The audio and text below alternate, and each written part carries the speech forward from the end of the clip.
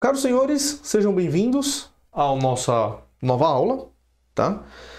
A ideia aqui é utilizar o conhecimento de produto interno agora para demonstrar uma série de propriedades interessantes para os nossos espaços vetoriais e também entender algumas definições.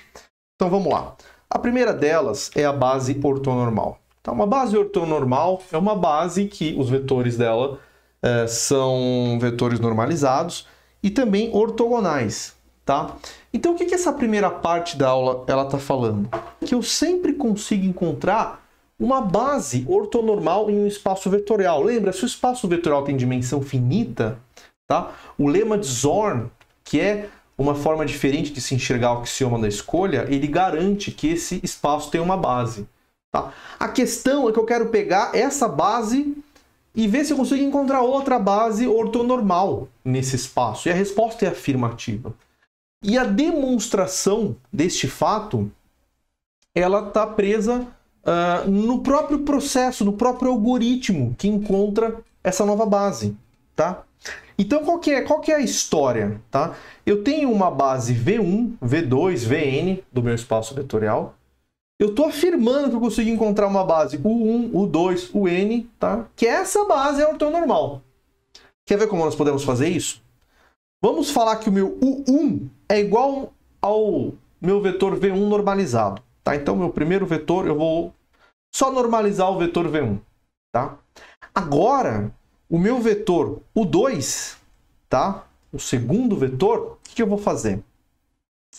Ao invés de pegar o meu 2, eu vou querer procurar um W2. Meu segundo vetor vai ser um W2, tá? Como que é esse W2?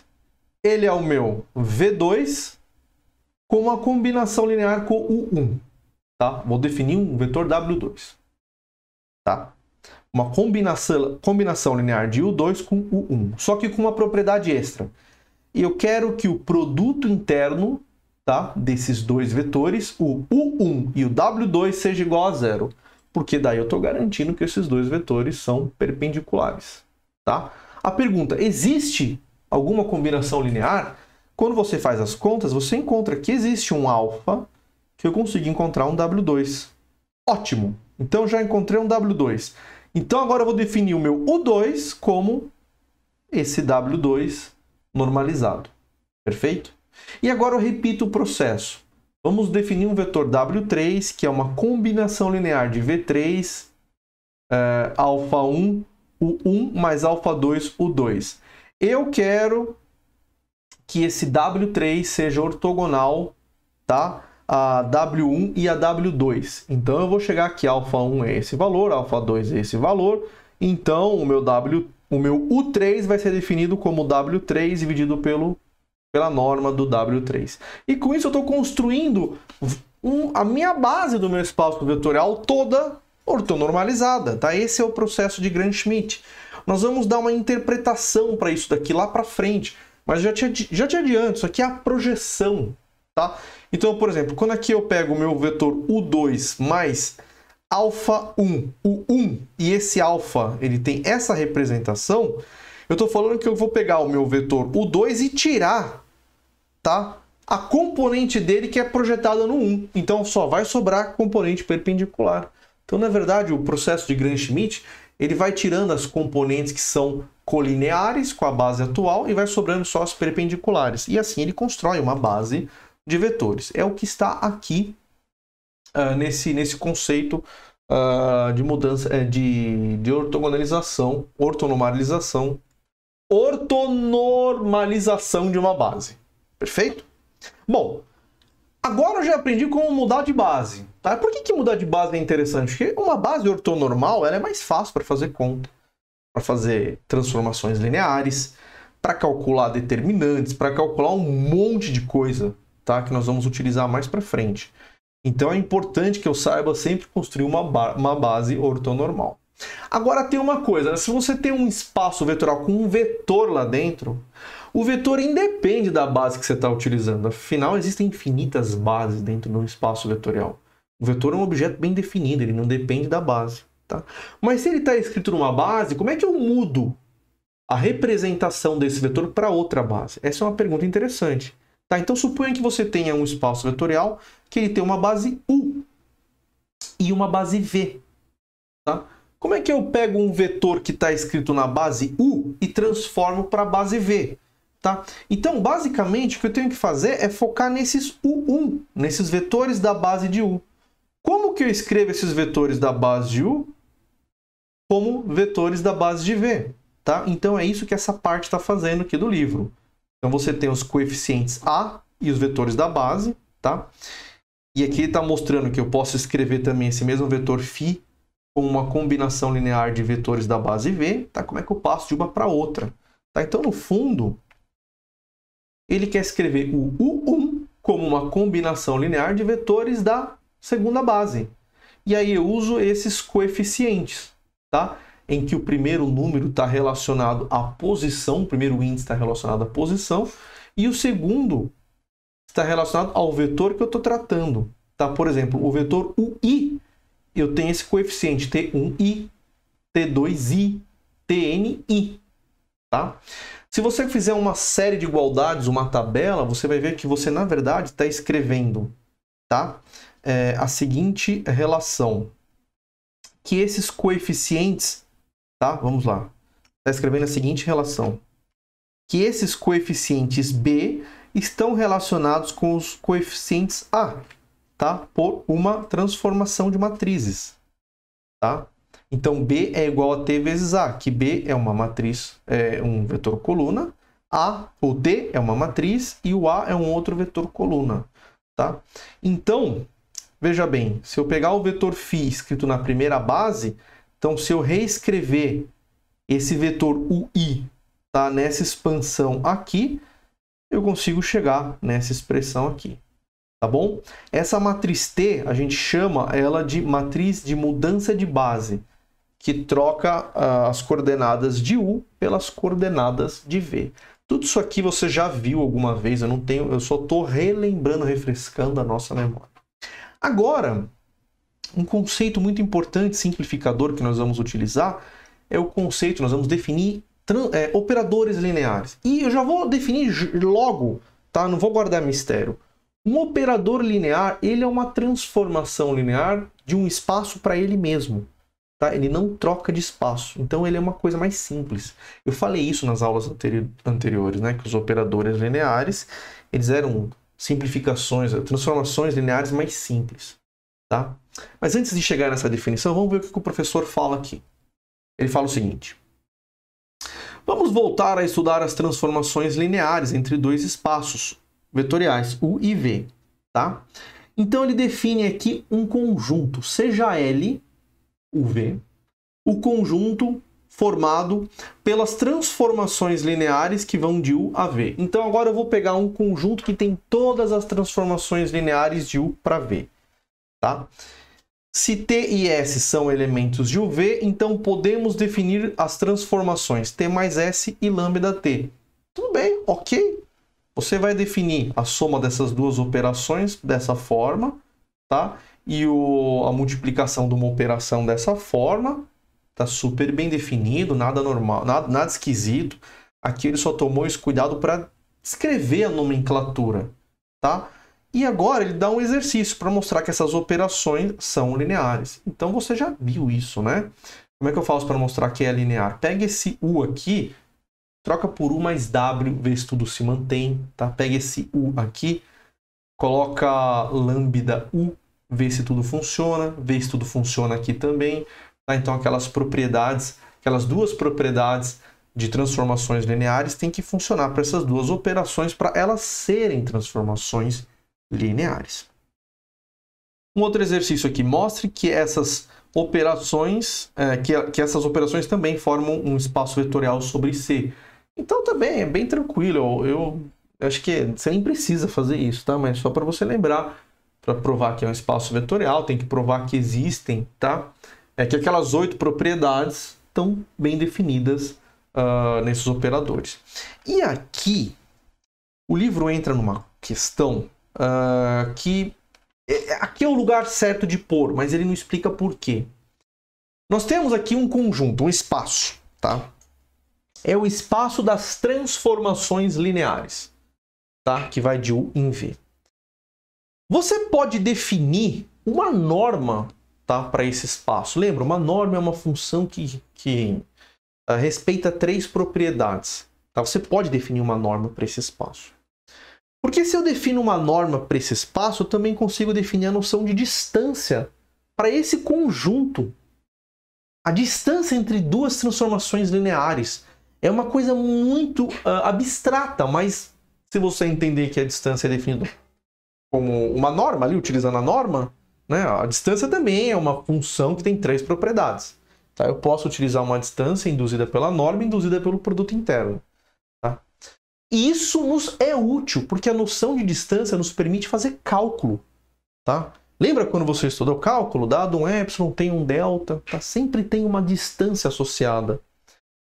Por que eu quero fazer cálculo com esses operadores? Porque vai chegar um momento que vai ser interessante para mim calcular exponenciais de operadores. Tá? Então, em algum momento eu preciso estar com a noção de distância bem definida para esse conjunto. Tá?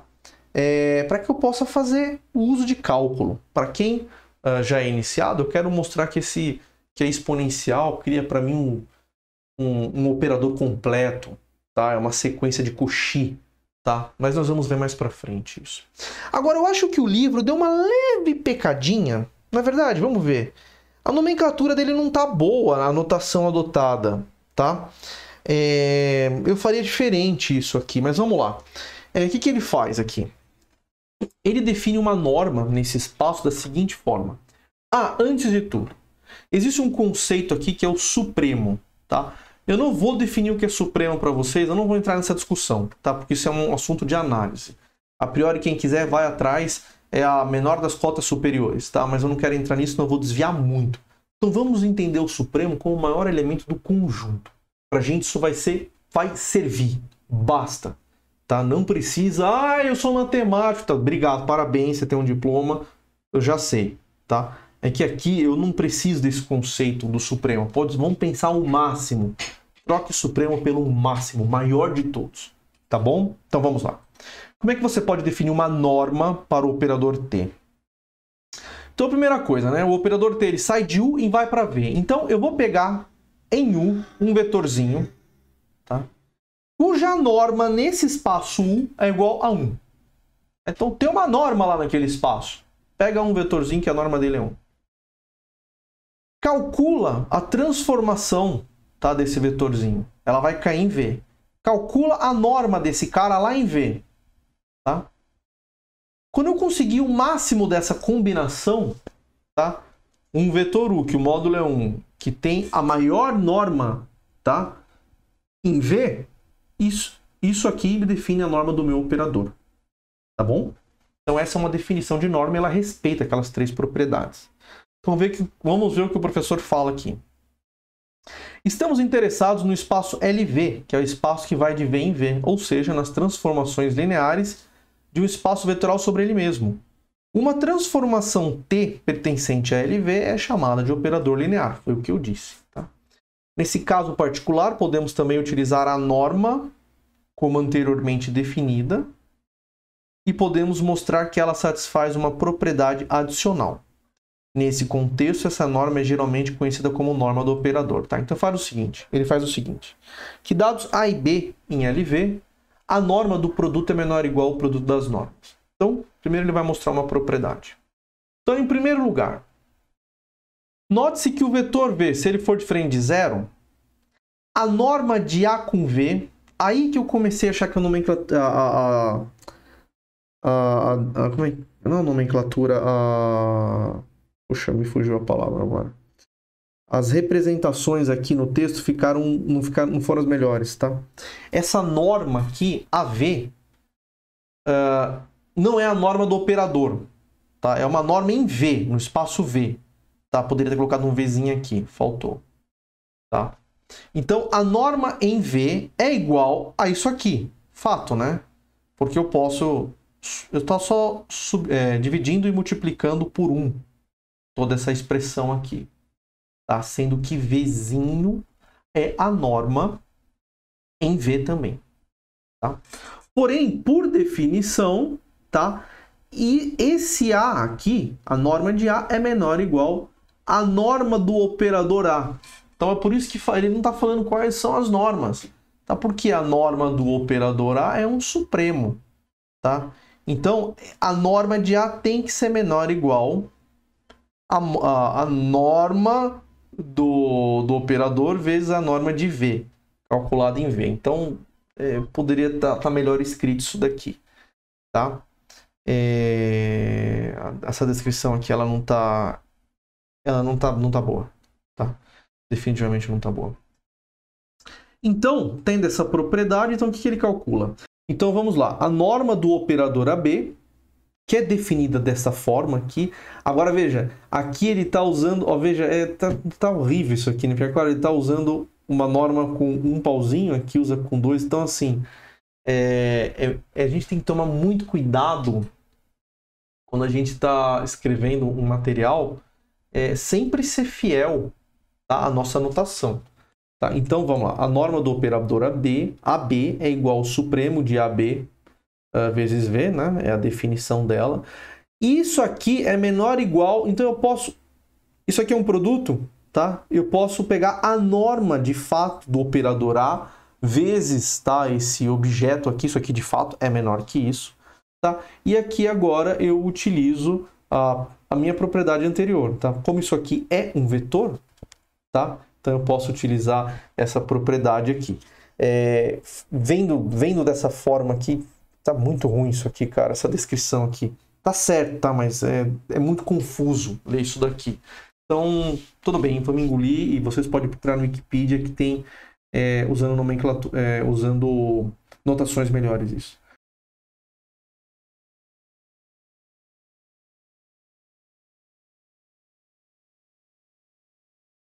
Com essa forma, podemos definir a distância em LV da seguinte forma. Então, tudo bem, eu defino uma função distância. Ótimo, perfeito, eu vou usar isso lá para frente. Então, se a dimensão de V é igual a N, fixado uma base em V, cada elemento de LV pode ser representado por uma matriz quadrada N por N, com coeficientes complexos, tá? O conjunto dessas matrizes será denotado por MV. Então, é importante, tá? A base de V sendo N, tá? Essas transformações são dadas por matrizes N por N e MV é o conjunto dessas matrizes. Nós temos que ter isso em mente. Vamos fazer uma definição agora que vai nos ajudar muito, tá? Na mecânica quântica, tudo se resume a um operador dentro de um produto interno. Então, se eu conseguir manejar esse operador dentro do produto interno, eu consigo fazer contas, tá? Então agora nós vamos fazer uma definição importante, que é a definição de adjunta de uma transformação linear. O que é esse negócio? Quando temos uma transformação linear T de V em V, então agora já é um operador linear, né? Podemos procurar uma nova transformação T estrela de V em V, de tal forma que isso aqui aconteça. Você consegue, se eu tenho um T de V no meu produto interno, eu posso passar o T para o outro lado. Tá? Eu quero procurar essa relação para poder fazer conta. Tá? Isso é muito importante. No espaço euclidiano, tá? No produto interno usual, essa matriz aqui é dada pela transposta de T. Então, no produto interno, você navega com uma matriz transposta. Tá? Para produtos internos mais gerais, não é uma matriz transposta, é a adjunta. Então, a adjunta é sinônimo de matriz transposta, tá? Pensando T como uma matriz. Então, vamos lá. Essa transformação é conhecida como adjunta de T e, de fato, ela está unicamente determinada. Então, aqui ele vai provar. Ó. Dado uma transformação linear, um operador linear, T de V em V, gozado, ele acabou de definir o operador linear e está usando a palavra transformação. Tudo bem, não está certo, mas poderia falar operador. Tá? Então existe uma única transformação linear, T estrela de V em V, tal que isso aqui existe. Tá? Aqui, essa igualdade é verdadeira para todo vetor U e V em V. Então como é que ele mostra isso? De uma maneira muito simples. Tá? Então ele vai primeiro definir uma aplicação de V em C, que é isso aqui a gente viu. Isso aqui é um funcional, tá? Então essa operação, o que ela faz? L de UV, ela pega T de V e faz o produto interno com U, tá? Esse U tá aqui. Da linearidade de T, segue que LU é um funcional linear e, portanto, existe um único U0 que eu posso representar dessa forma aqui. Nós provamos algumas aulas atrás um teorema de representação, tá? De Riesz, que eu tinha um isomorfismo, tá? Que eu poderia provar isso aqui. Tá? Então, dessa forma, eu já acabei de encontrar a minha relação que eu estava buscando, tá? Porque, ó, como o zero depende de U, então eu posso escrever que o zero é um F de U, tá? Então já está aqui a relação que eu queria. Eu saí de um T que estava no V e vim para um F no U, tá? Só que ele está aqui está escrito como um vetor, eu tenho que só inverter para ser um funcional, tá bom? Então, agora ele quer mostrar que isso está bem definido, tá? E mostra e demonstra uma... E existe uma transformação. Isso é uma transformação linear, né? Esse F. Só que essa demonstração aqui está muito louca que ele deu aqui, porque ele está usando... Eu acho que aqui nesse momento do livro, talvez vários alunos colocaram a mão. E aí eles foram trocando as nomenclaturas, não nomenclatura, perdão. Eles foram trocando a notação, então ficou um pouco louco, tá? Então nem tente entender isso aqui. Vamos partir direto aqui para o que eu fiz. Então vamos lá. Eu tive que fazer essa demonstração para a gente não ficar louco, tá? Então eu estou definindo o LU desta forma aqui, tá? Pelo isomorfismo de Riesz, eu consigo encontrar um vetor U0 em V, tá? Como o zero depende de U, então eu vou falar que o zero é um FU de V. Então já está aqui, tá? A minha adjunta. Já provei que ela existe, tá? Já provei que existe uma função, não provei que ela é linear. Tá? Então eu peguei o meu T, tinha U barra TV, então agora eu tenho FUV, eu mudei de lugar. Tá? Isso aqui representa o meu T estrela. Tá? Então agora eu tenho que provar que esse negócio é linear. Então vamos colocar aqui, ó, U mais W. Tá? Tá representado dessa forma. Então agora eu tenho F de U mais W, beleza. Tá? A pergunta, eu consigo abrir isso, tá? Então, vamos analisar essa soma aqui. Tá? Essa soma aqui é dada por essa expressão, tá? E agora, por essa igualdade que nós definimos no produto interno lá na aula de produto interno, você pode ver isso com mais calma, eu consigo escrever isso dessa forma. Tá? E, pelo isomorfismo de Riesz, eu consigo escrever isso dessa forma. Tá? Então, aqui, de fato, eu provei que a propriedade para soma de transformação linear está bem definida. Agora eu tenho que provar... e como é que eu escrevo isso em termos de funcionais? Desta forma aqui. Tá? Então, tá aqui. O funcional FU mais o funcional FW é igual à soma disso daqui. Então, ok, eu encontrei uma transformação adjunta. Eu estou começando a provar que ela é linear. Então, ela respeita a propriedade da soma. Vamos ver para a multiplicação. Então, eu pego L lambda U. Peguei um lambda, que é um número. Então, eu escrevo ele dessa forma. Ele tem que sair conjugado pelas propriedades de produto interno. Então, ele está conjugado aqui fora. Aqui eu vou utilizar o isomorfismo de Riesz, depois você olha com calma isso aqui. Aí eu jogo ele para dentro de novo, e como o zero é uma função de f de u, pronto. Funcionou. Tá? Escrevi ele dessa forma aqui. Tá? Vamos ver o que mais eu coloquei aqui. Aqui eu só fui redundante. Tá? Aqui eu só... na verdade é o contrário, né? Aqui eu faço uma outra igualdade. Eu saio do mesmo carinha, tá? Tenho o lambda u, e aqui esse lambda u é uma função f. Aqui tem dois passos, tá? Escondidos. Tá? Aqui eu teria que passar esse t para dentro, e aí eu teria um lambda u zero, que é igual a um f de lambda u. Tá? Então, como essas duas coisas são iguais, essas duas coisas têm que ser iguais. Tá? Então, aqui eu provei que a gente que essa adjunta, esse funcional linear, ele existe, ele é único pelo isomorfismo de Riesz e ele é linear, tá? De fato é um funcional linear. Tá? Ele poderia... O teorema de Riesz garante que existe um isomorfismo, mas ele precisa trabalhar no todo como um funcional linear. Tá? Bom, então, com isso, a gente mostra, tá, que a gente consegue definir essa operação chamada adjunta. E aqui ele faz só mais uma definição. Tá? Quando você tem um operador linear que ele é igual ao adjunto dele, tá? Nós chamamos isso de autoadjunto. Tá? E a gente pode representar ele dessa forma aqui, ó. Então vamos lá. Quando estamos trabalhando com operadores autoadjuntos, muito comuns em mecânica quântica, utilizamos o fato, tá, de que essa igualdade é suportada e a gente pode escrever isso dessa forma. Tá? Então esse T fica aqui no meio, porque tanto faz, ele pode ir para a esquerda, pode ir para a direita, então é uma anotação e ela vai ser muito válida, porque eu vou tombar esse T para o lado que eu quiser. Tá? Como é comum usarmos matrizes para representarmos os operadores lineares, queremos saber como é essa matriz A associada a esse operador. Então vamos lá. Então como é que é essa matriz? Fixemos uma base ortonormal, e agora precisa ser uma base ortonormal para chegar nas conclusões que nós vamos chegar. Então como é que eu pego o elemento A e J de uma matriz? Então o que eu faço? Eu pego a minha transformação e aplico no elemento EJ da minha base. Por quê?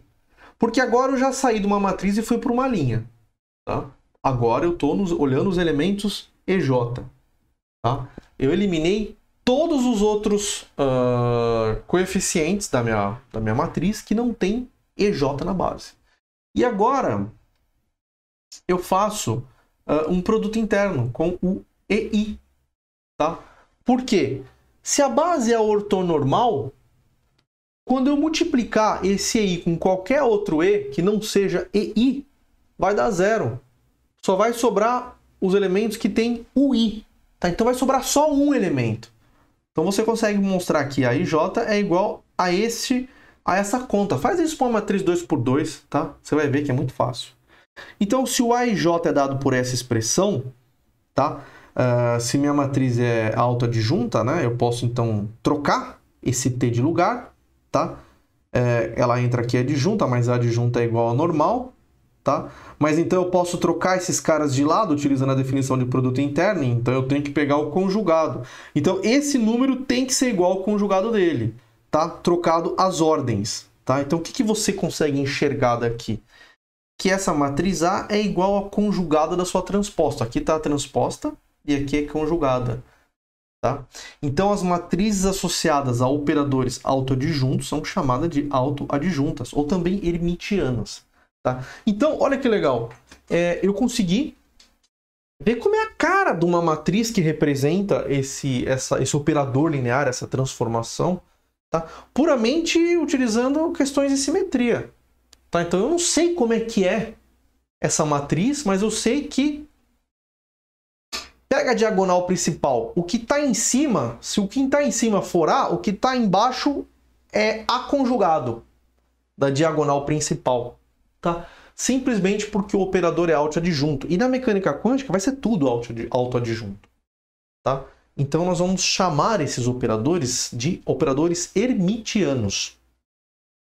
Bom, e o último assunto que nós vamos ver nessa aula é a projeção. Tá? Na verdade, nós estamos pensando num vetor projetado na sua base. Tá? Então, isso traz a informação física para a gente, porque um bit, por exemplo, ele está representado num espaço, tá? Um espaço vetorial, e são as projeções dele, se é 0 ou se é 1, que vai me trazer informação. Tá? Isso aqui é uma pura generalização do que acontece no espaço RN, a ideia de projeção, ou a ideia do que nós fizemos ali na ortogonalização de Gram-Schmidt. Na verdade, isso aqui explica. Nós já fizemos essa projeção, tá? Na hora ali a gente fingiu que não entendeu o que era aquilo, mas aqui eu consigo mostrar o que é uma projeção. Vou definir ela, tá? Só que aqui tem um pequeno erro. Esse vetor aqui deveria ser U. Não tá legal isso aqui, mas vamos lá. Vamos seguir mesmo assim. Dado um U pertencente a V, podemos definir a projeção sobre o subespaço vetorial W gerado por V. como centro. Então eu tenho um vetor U, tá? Num espaço V, e eu tenho um subespaço vetorial que é gerado por um único vetor. Então eu quero olhar a componente desse vetor U naquele subespaço, tá? Então eu vou tomar um vetor em V e devolver um vetor em W, tá bom? Então eu tenho como entrada U, tá?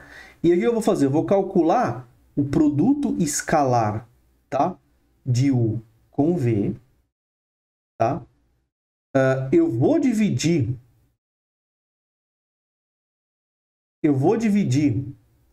esse resultado por norma de V, tá? E aqui eu também tenho um vetor unitário na direção de V. Então, esse ao quadrado, por que está ao quadrado? Porque uma dessas normas eu estou utilizando aqui, nesse vetor V, para ele ficar normalizado, tá? E a outra norma eu estou utilizando aqui, tá? Porque eu estou pegando a projeção desses valores. Lembra quando você tinha o produto escalar usual? Você tinha o produto escalar de dois vetores, módulo de A vezes módulo de B, vezes o cosseno do ângulo entre eles, tá? Então aqui é a mesma coisa. Você tem aqui, ó, o produto escalar de dois vetores dividido produto escalar de A com B dividido pelo módulo de A. O que eu estou vendo aqui? Eu estou vendo um B cosseno θ. Tá? Então eu estou vendo a projeção de B na direção de A. E agora eu estou dando uma direção. É a direção V. Por isso que eu tenho V ao quadrado aqui. Um V está relacionado a retirar da conta, tá? A escala do vetor V.